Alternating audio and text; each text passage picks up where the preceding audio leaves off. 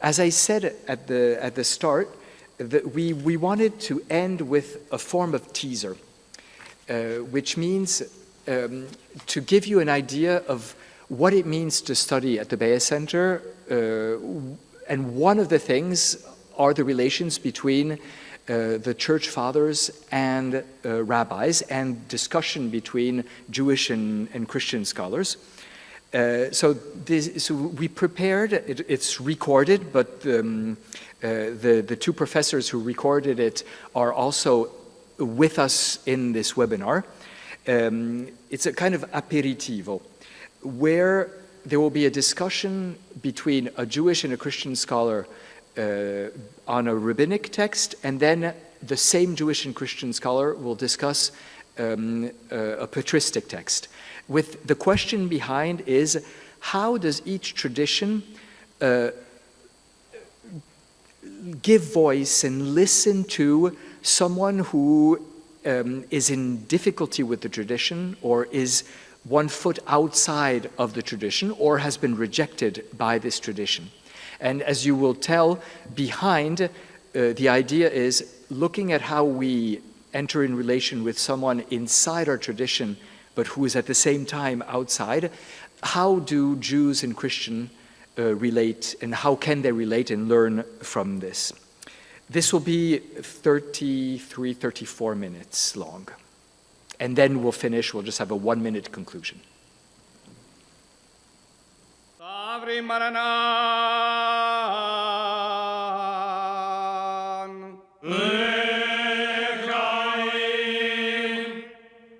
Baruch atah Adonai Eloheinu melech haolam borei. Welcome everyone to the official opening of the Licentiate program that we're having at the Bea Centre.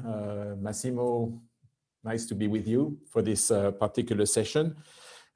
Today, together with Professor Gargiulio, what we want to do is to sort of open a little window, if you want, into the world of potentialities that the Licentiate can offer.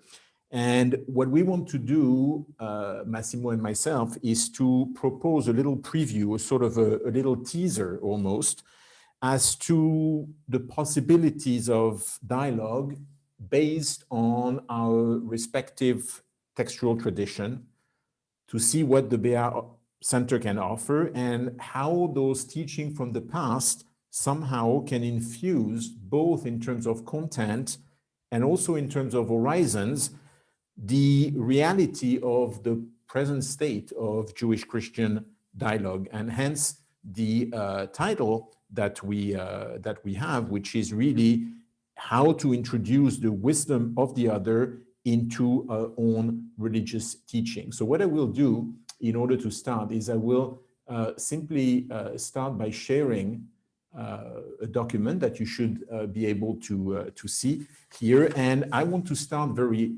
quickly. I'll turn to the first slide. I want to start very quickly with a Talmudic story.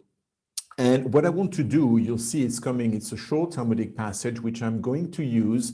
I'm going to uproot the text from its natural Talmudic context, and I want to try to do that in order to see how the teaching of that text can somehow makes us understand and explore ways in which knowledge and wisdom, which is outside of our own religious tradition, and here I'm thinking about, from the rabbinic point of view, Christian teaching, how can they be somehow integrated into our own religious tradition without, of course, making the claim that these are our teaching.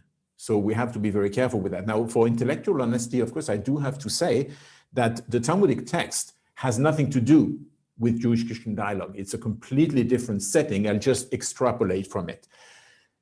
The text is really based on a story, which I will summarize with 3 slides. There is a narrative, there's a plot, and there is an outcome of the plot. And this is important to understand before we turn to what really interests me is the second part. So here's the text. It's about 3 scholars, Rabban Shimon ben Gamliel, who was the Nasi, the head of the rabbinic institution, Rabbi Meir, who was the Chacham, the wise, and Rabbi Natan, who was the vice president, if you want, of the assembly. And it used to be that when Rabbi Shimon ben Gamliel was there, everybody would rise when he entered. And the same was done when the Chacham, the sage, would come, and when the deputy was arriving, everybody would stand up to show their respect. But Rabbi Shimon ben Gamliel is not happy with this, and he wants to institute a kind of an hierarchy. So he says it can't be that it's done all the same for the three of us, because after all, I am the Nasi and I'm supposed to be above the others. So when I come in, people will stand up. But when my two colleagues who are a little bit below me come, then I don't want anybody to stand. And that day, that's the second point here, the day when Rabbi Shimon ben Gamliel instituted those changes, Rabbi Meir and Rabbi Natan were not there in the assembly that day. So the following day, when they arrived into the study hall, Rabbi Meir and Rabbi Natan saw that the people did not stand for them as they were expecting the people to do. And they said, therefore, what is this? What is happening to us? And that brings us to the second slide, which is really the plot of the story. Rabbi Meir said to Rabbi Natan, I am the Chacham, and you are the deputy Nasi. Let us devise a matter to do with him being Rabban Shimon ben Gamliel, as he did to us. What should we do? And the idea here is quite clear. They want to take revenge. They say, this is what he's done to us. He's taken us down. Let's do something against him so that we can dismiss him from his position of being the head of the assembly. So here's the plot. They say, let us say to him, teacher, teach us about the tractate, which is called Uktzin, which he doesn't really know. So we're going to humiliate him by asking him to teach something that he doesn't know. And therefore, once it is clear to all that he doesn't really know the subject, then we will very easily remove him from his position of Nasi.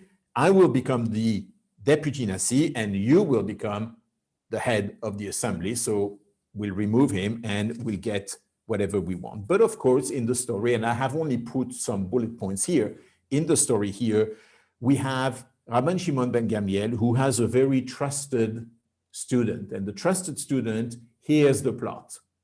And so he goes and he reveals the plot to Rabbi Shimon ben Gamliel, who knows that the next day he's going to be asked about this obscure Talmudic tractate, and during the night, Rabbi Shimon ben Gamliel goes over all the material, so he knows it upside down, all by heart.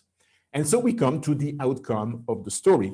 The following day, the plotters come to the study hall and they say to Rabban Shimon ben Gamliel, the head of the assembly, they say, let the master come and teach us a lesson about that tractate.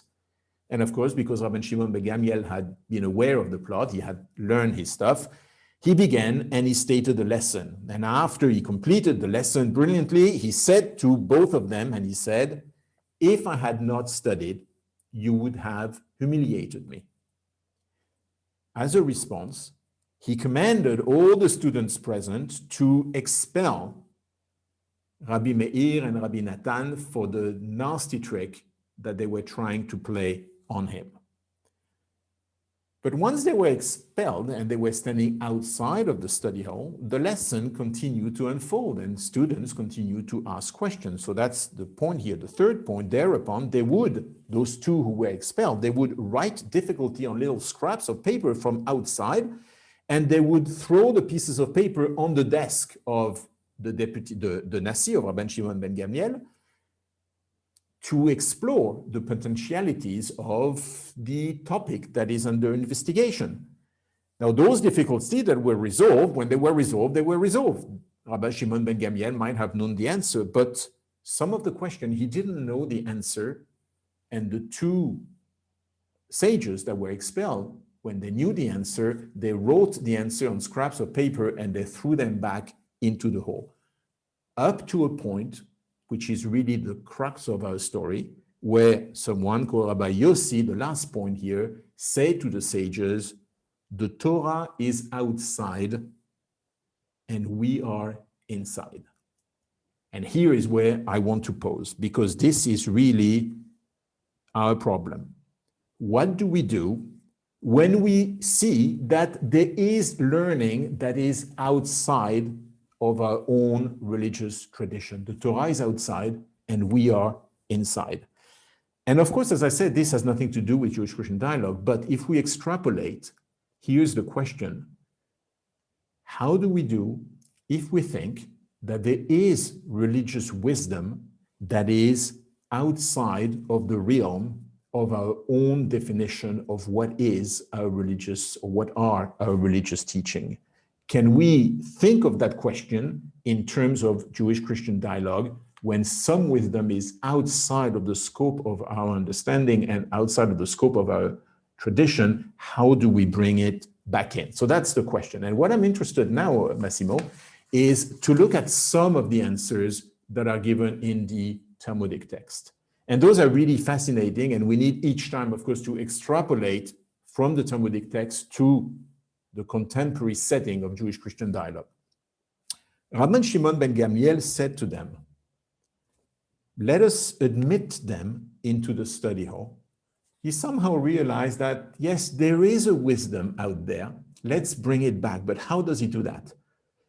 But we will penalize them so that they will not cite halacha, let's take it as teaching, they will not cite teaching in their names. If we are to bring what is outside back inside, now that they've been expelled and we've set up the boundaries and the difference between us and them, even if they have the knowledge, we want to bring it back, it's not going to be done in their name.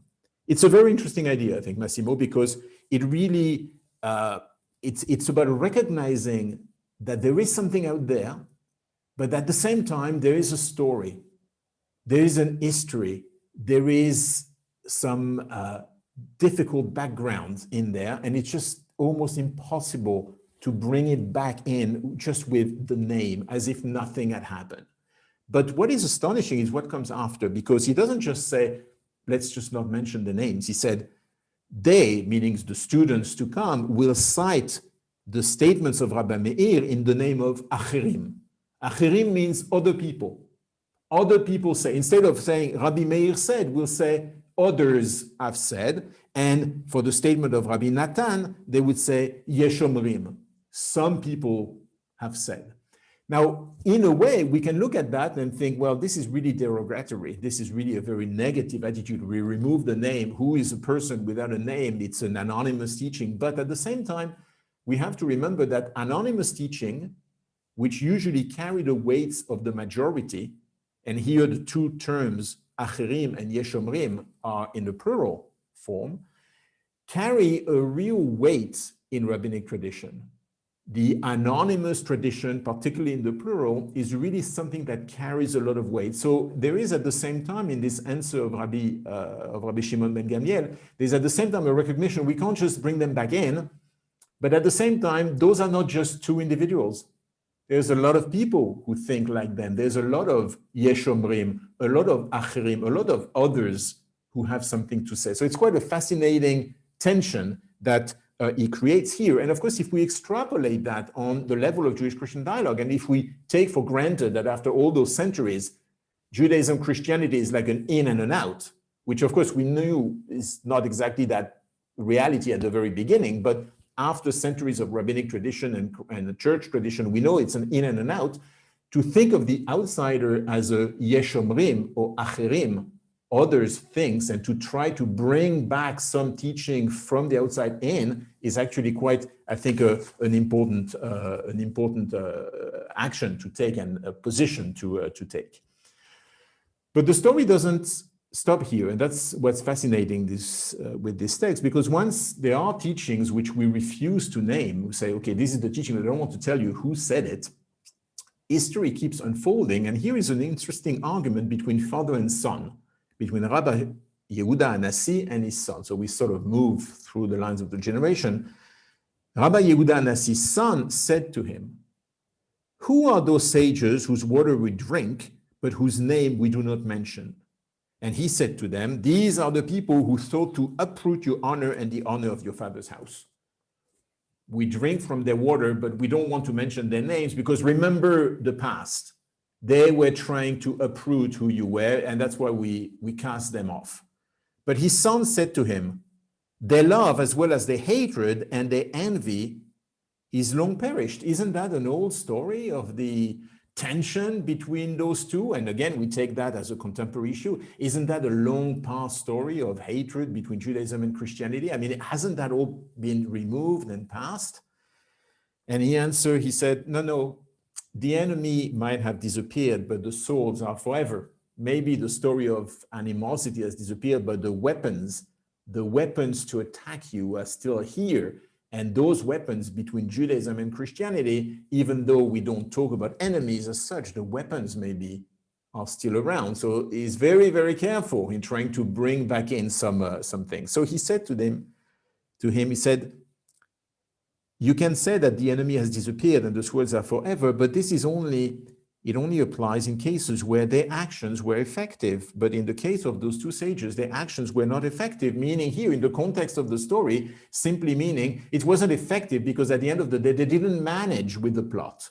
They didn't manage to remove Rabbi Shimon ben Gamliel. So they were not effective. Now, interestingly, of course, is if we keep extrapolating, then there is this issue of what does it mean it's not effective in the tension, the historical tension between Judaism and Christianity. So here we have difficulties, of course, in the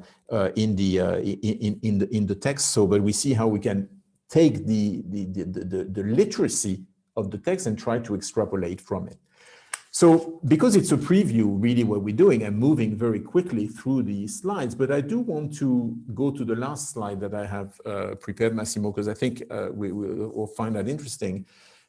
Is the answer that is then given. We haven't settled the question of the swords are still relevant. Is it effective? Is it still an enemy? We don't know. But Rabbi Yehuda Anasi has a solution. And he says, this is how it should be taught. The sages said in the name of Rabbi Meir. So we're not going to just quote Rabbi Meir, who's been outside, but the sages said that he said. And again, here we have a fascinating extrapolation exercise. Could we think of a Jewish tradition, a rabbinic contemporary tradition, that would quote Jesus or teachers from the church father, for example, and say, the sages said that Jesus said, the sages said that Paul said, the sages said that the New Testament says, and so in such a book. So the extrapolation here is quite a fascinating one.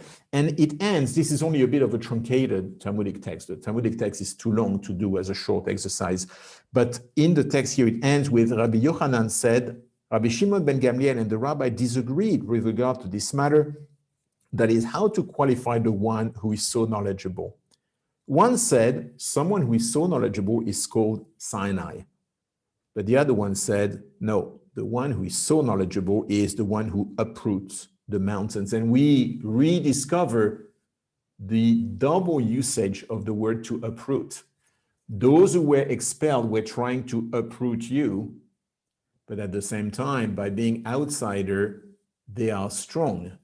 They are so strong that maybe they are not in the tradition of Sinai, but they are with the ability to uproot something in the tradition. But here that suddenly carries a very positive meaning, someone who is so knowledgeable.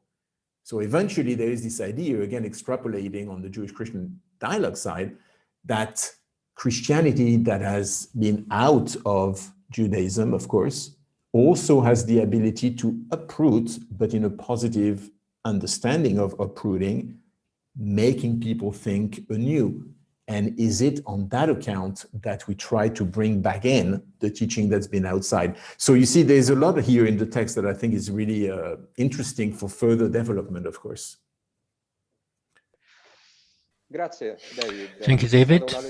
That was a very interesting reading you put to us. As usual, the Talmud provides points of reflection which can speak to the world contemporary with the Talmud, but in this case, as in many cases, it raises very interesting issues for us now with a very gripping narrative. In this case, I think the question is the possibility of recognizing the Torah, a teaching which is outside, but with a price to be paid. admitted. Possibility of being admitted only by losing one's name, which in the Jewish world means losing your identity, and even in some way being allowed to enter one's tradition only with the idea that one is ineffective.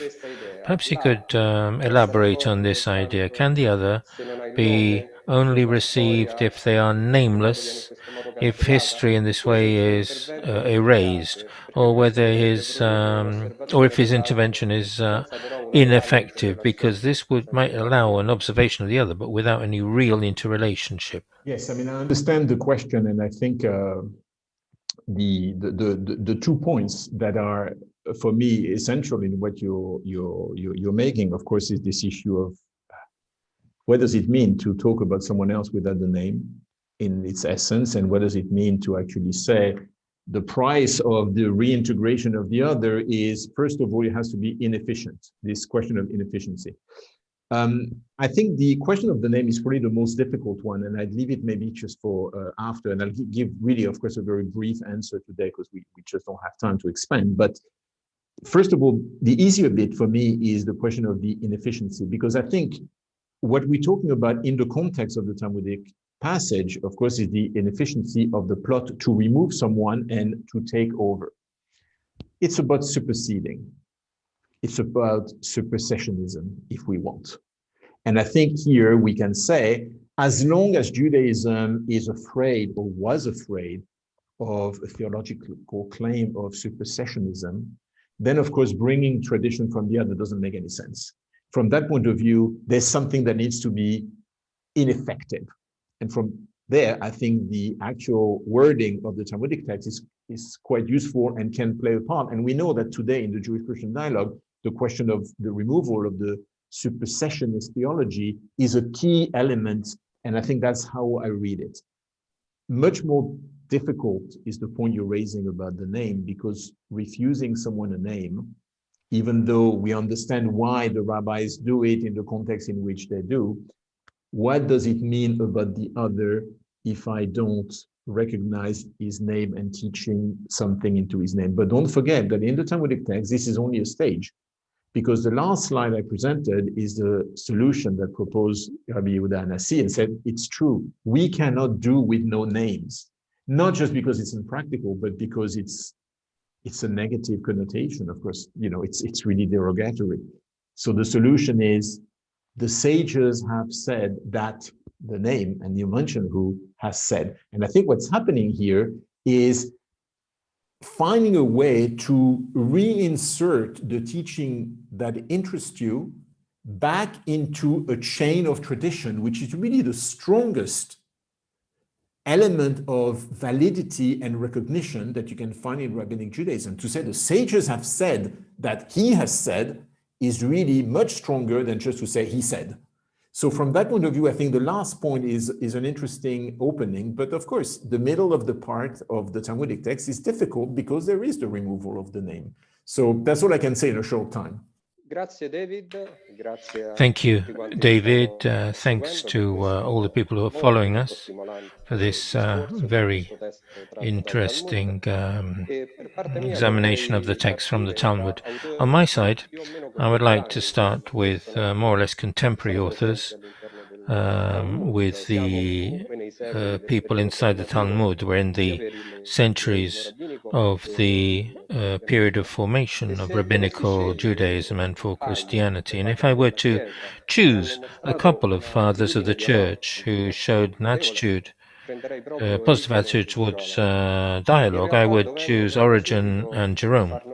In actual fact, we need, first of all, to stress the different context they're in, because Jerome is already inside a Christianized empire, and so he addresses dialogue from a position of strength, which has been acquired by Christianity. Jerome's a very complex figure in general, and this also applies to the relationship which he establishes with the Judaic world. It's if he were always in a difficult balance between rejection and desire of the other. In some cases, we see that Jews, for Jerome and for Origen too, are almost living tools, dictionaries which can be consulted when necessary, or doctors to be turned to when one is confronted by a particularly difficult passage in the scriptures.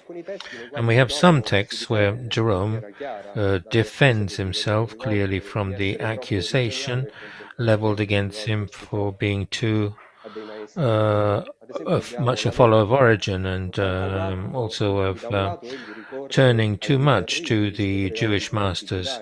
For example, we have letter 84, in which on one hand he uses the most tremendous anti-Jewish stereotypes, but also calling the, speaking of synagogues of Satan, but also admits that he had a Jewish master. And so it's as if the study room had been a protected room in history where that relationship can be established. There's another interesting text where he answers Rufinus, who rather crudely and accused him of having Jews as teachers. In this case, what Jerome argues is different. He resorts to tradition with others before him who had Jewish masters, and he singles out Origen, who said that he had Hillel as master. But particularly what's of interest to us is that Jerome refers the words of Origen, who through this master, who says that through this master he managed to reach a more truer opinion. And in this case, it is really interesting that such a fundamental admission of Christian tradition says this. So what Jerome does is a kind of revolution going to the Judaic truth, but he does this with the complexity of the approach, which is typical of him. We also need to stress that this will to return to the Judaic veritas on the part of Jerome was also a bit suspicious. There was a fear that the Jews might change their tradition to avoid their overly explicit references to Christ. But what we see is that his approach to the Jews is not as harsh as he has with other groups, and in case it is based on ideas, apart from some of the statements I mentioned before.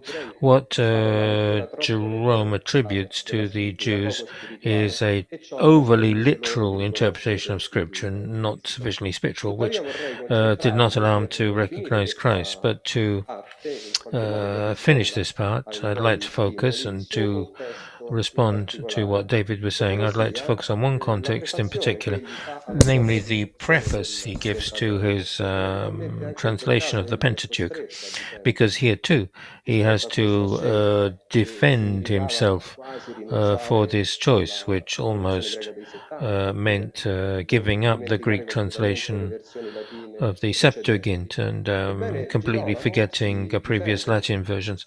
Jerome defends himself from his accusations and explains what he's done. And there's one sentence I want to quote directly in Latin, because I consider it to be capable of giving us interesting indications on how to live the relationship with the other today.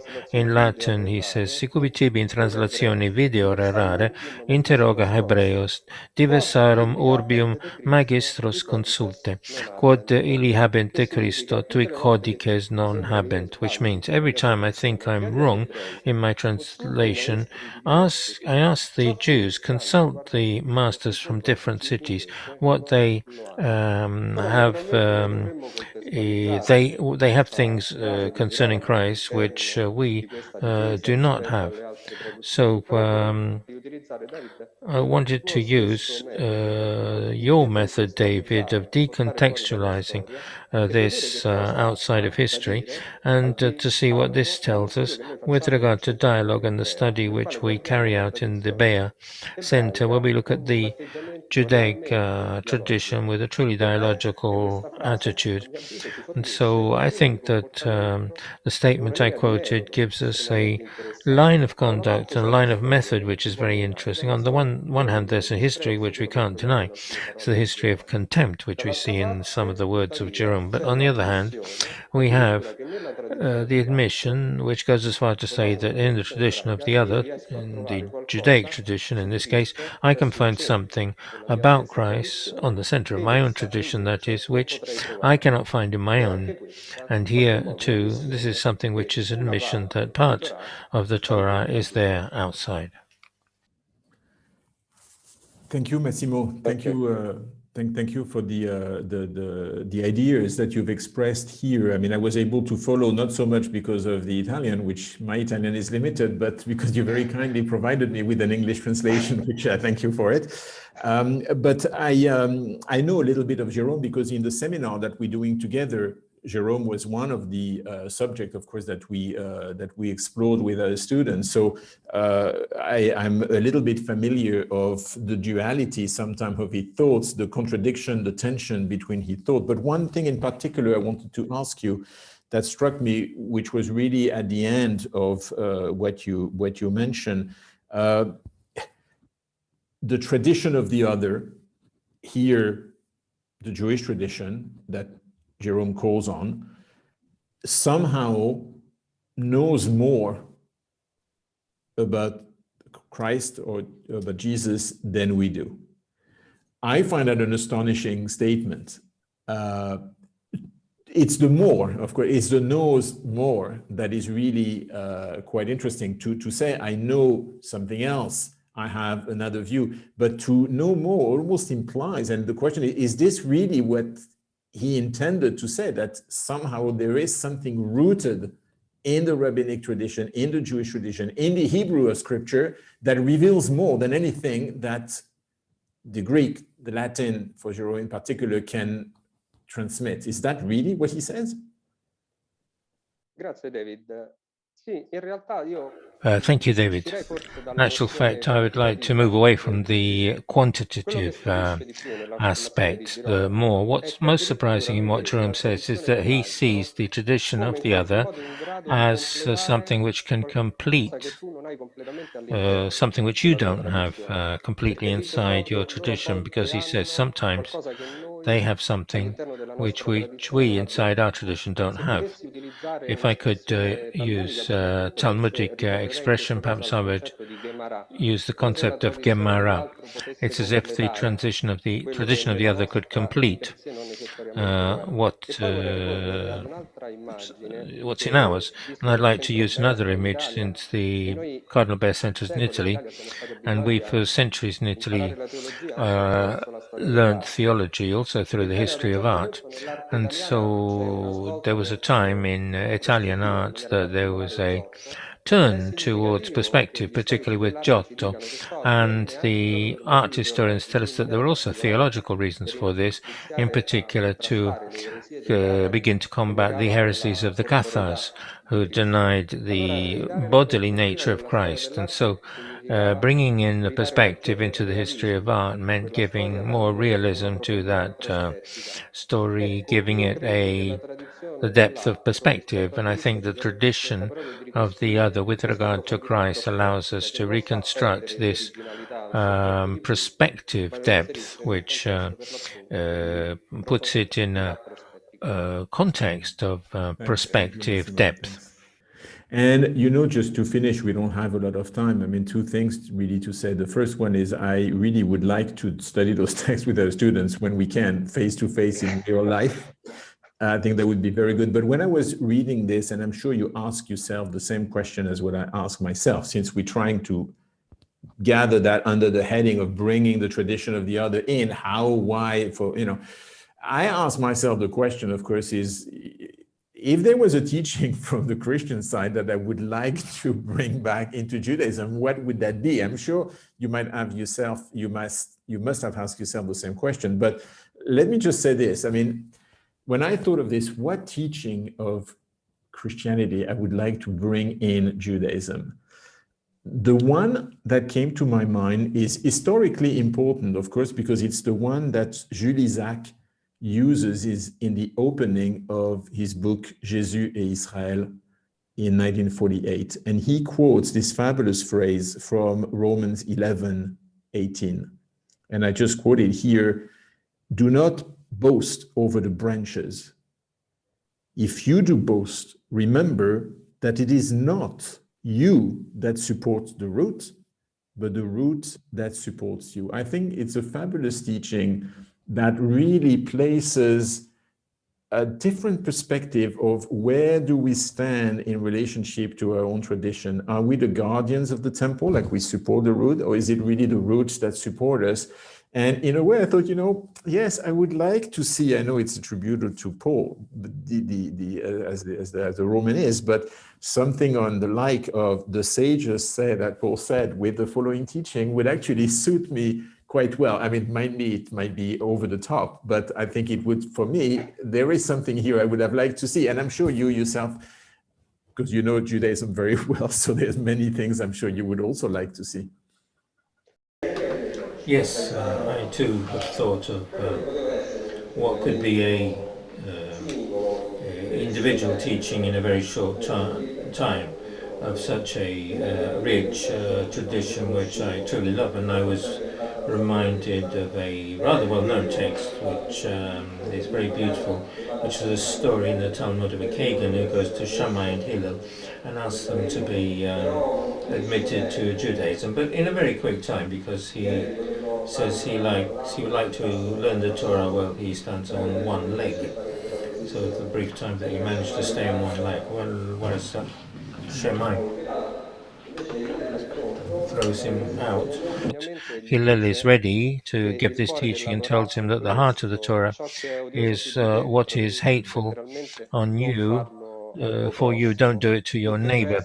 All the rest is interpretation. Go and learn it. So on the one hand, we have a teaching which is truly familiar to who belongs to the Christian tradition, to not do to others what you do not wish to have done to you. But the interesting thing is this doesn't mean that the rest should not be thoroughly studied. And I think this is one element of identity in Judaism which is interesting to take inside our tradition. The English translation to recall that story. I can do it with the words that you've used. I of course recognize it. Thank you, Massimo. Thank you very much. Thank you, David. Thank you so much, Rabbi David Mayer and Professor Massimo Gargiulo, for this fascinating exchange. Professor Gargiulo is here in the conference hall with us, so thank you for what you prepared.